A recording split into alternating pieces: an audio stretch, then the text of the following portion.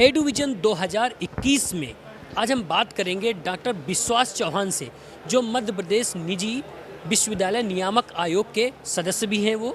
और यहाँ पे 3 दिन के एडुविजन में उनका अपना एक क्या अनुभव है वो हमारे साथ साझा करेंगे। माखनलाल चतुर्वेदी राष्ट्रीय पत्रकारिता एवं संचार विश्वविद्यालय के संबंध में उनके पास बहुत सारे संस्मरण हैं, उनसे भी जुड़े हुए हम बहुत सवाल पूछेंगे। सर, राष्ट्रीय शिक्षा नीति को लेकर के ये जो 3 दिन का एक महाकुंभ है, उसका क्रियान्वयन कैसे होगा? आप सर सरकार के एक जिम्मेदार पद पर हैं, आप क्या कहना चाहते हैं? जो सार्थक एजुविजन नाम से एक बहुत बड़ा विराट आयोजन भोपाल को करने का सौभाग्य प्राप्त हुआ है और निमित्त बना है भारत शिक्षण मंडल।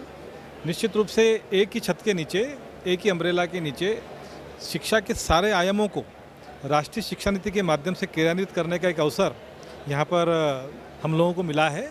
और निश्चित रूप से विद्यार्थियों, शिक्षकों के बीच में इसको लेकर जिज्ञासा है। बहुत सारे विद्यार्थी स्टॉल पर आ रहे हैं और राष्ट्रीय शिक्षा नीति की क्रियान्वयन की जिम्मेदारी जहां प्राध्यापक वर्ग की है, वहीं जो ये शिक्षाप्रद और यूनिवर्सिटियों के बारे में कैरियर गाइडेंस का एक माहौल जो बना है, वो विद्यार्थी भी इस पर लाभान्वित हो रहे हैं। तो निश्चित रूप से भी मंथन चल रहा है। 3 दिनों के बाद पता चलेगा कि राष्ट्रीय शिक्षा नीति को क्रियान्वित करने के लिए जो मंथन हुआ है उसमें नवनीत क्या निकला है। लेकिन निश्चित रूप से मैं आशान्वित हूँ कि कुछ न कुछ अच्छा ही परिणाम इसका रहने वाला है। डॉक्टर विश्वास, हम भारत ही नहीं बल्कि एशिया की प्राचीन यूनिवर्सिटी हैं और माखनलाल चतुर्वेदी राष्ट्रीय पत्रकारिता एवं संचार विश्वविद्यालय नए सत्र में अपने नए परिसर की ओर जा रहा है।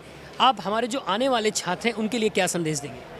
मैं माखनलाल विश्वविद्यालय के सभी भाग्यशाली विद्यार्थियों को ये संदेश देना चाहता हूँ कि निश्चित रूप से पंडित माखनलाल चतुर्वेदी राष्ट्रीय पत्रकारिता और संचार विश्वविद्यालय जो है, वो एक ऐसा विश्वविद्यालय है जहाँ पर पत्रकारिता का जो महत्वपूर्ण गुण होता है, नैतिकता और मूल्य, उसके माध्यम से पत्रकारिता सिखाई जाती है। और एक पत्रकार तभी निष्पक्ष होगा जब उसमें मूल्य हो, जब उसमें नैतिकता हो, तभी वो किसी चीज़ों को एक तरह से निष्पक्ष रहकर उनका अन्वेषण करके और उसको समाचार पत्र के रूप में या मीडिया के रूप में उसकी प्रस्तुति कर सकता है। एक उदाहरण मैं आपको बताना चाहता हूँ कि एक बार जब स्वतंत्रता के समय में जब पत्रकारिता होती थी तो उसका उद्देश्य सिर्फ और सिर्फ देश की स्वतंत्रता का होता था। उस समय कोई विज्ञापन समाचार पत्रों में सामान्यतः नहीं होता था। आज हम जब समाचार पत्रों को देखते हैं तो विज्ञापनों की भरमार है। वो आवश्यकता भी है क्योंकि एक बड़ा समाचार समूह है, बहुत सारे लोग काम करते हैं, उनको सैलरी भी चाहिए, उनको सारी सुविधाएँ भी चाहिए। तो वो एक सिस्टम है, लेकिन उस सिस्टम का जो स्वरूप है वो निष्पक्ष पत्रकारिता के माध्यम से आना चाहिए। किसी खबर को तोड़कर मरोड़कर या गलत रूप में प्रस्तुत करके लाभ कमाना, ये अनैतिकता है। तो माखनलाल विश्वविद्यालय के जो विद्यार्थी हैं, यहाँ पर जब मैं यूनिवर्सिटी में जाता हूँ तो सामने नारद मुनि के बारे में जो एक उक्ति लिखी होती है और जो भारतीय साहित्य, संस्कृति और इनकी चीज़ों की जो जानकारी वहाँ दी जाती है, तो निश्चित रूप से जो भारतीय संस्कृति है वो संस्कारों की कृति है। वो संस्कार पत्रकारों में भी आएंगे और एक बहुत अच्छे पत्रकार बनकर पूरे देश विदेश में इस विश्वविद्यालय का नाम रोशन करेंगे, अपना कुल का नाम रोशन करेंगे और स्वयं का नाम तो रोशन होगा ही। ऐसी मेरी उनको शुभकामनाएं। डॉक्टर विश्वास, ये कोविड काल में विश्वविद्यालयों के सामने एक नई चुनौती रही है।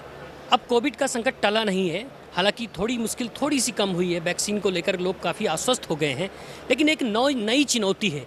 नए छात्र आएंगे, नए तरीके से चीज़ों को सेट करना है, ऑनलाइन शिक्षा ने अपनी जगह बनाई है। इन कई चीज़ों के बीच में आप शिक्षा प्रणाली को कैसे देखते हैं?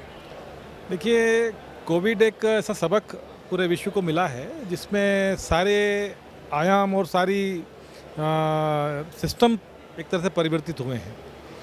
मैं इस समय को इस रूप में देखता हूँ कि पहले कुछ भी रहा हो, लेकिन कोविड के बाद में पूरे विश्व के सारे राष्ट्र एक स्टार्ट लाइन पर एक लंबी दौड़ लगाने के लिए तैयार है।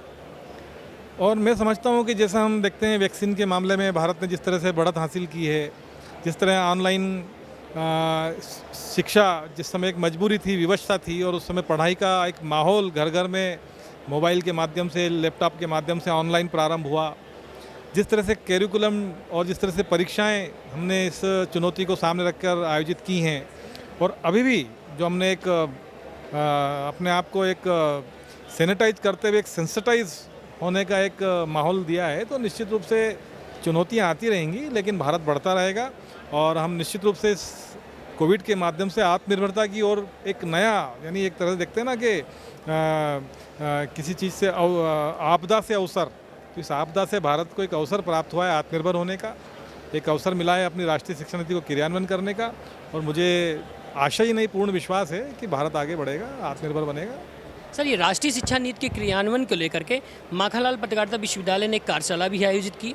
पूरे मध्य प्रदेश में राष्ट्रीय शिक्षा नीति लागू करने के लिए आप लोगों ने कोई रोड मैप तैयार किया होगा, उसकी क्या योजना है आप लोगों की? देखिए, मुझे मध्य प्रदेश शासन ने एक प्रदेश की जो उच्च शिक्षा की टास्क फोर्स बनाई है उसका सदस्य बनाया है, और चूँकि मैं कानून का प्रोफेसर हूँ तो मैं राष्ट्रीय शिक्षा नीति को विधि में परिवर्तित करने की जिम्मेदारी रखता हूँ। नीति एक रोड मैप है, लेकिन चलना उस पर कानूनों के आधार पर है।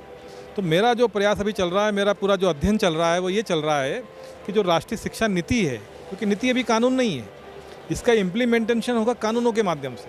तो अभी देश में शिक्षा के क्षेत्र में कौन कौन से कानून प्रचलित हैं और उनमें किस किस तरह का परिवर्तन इस राष्ट्रीय शिक्षा नीति को क्रियान्वित करने के लिए हमें करना है, मैं इस दिशा में काम कर रहा हूँ। और काफ़ी हद तक एक पुस्तक मेरी शीघ्र अगले 1-2 माह में पब्लिश इस विषय को लेकर होगी, जिसका नाम ये रहेगा नीति से विधि तक।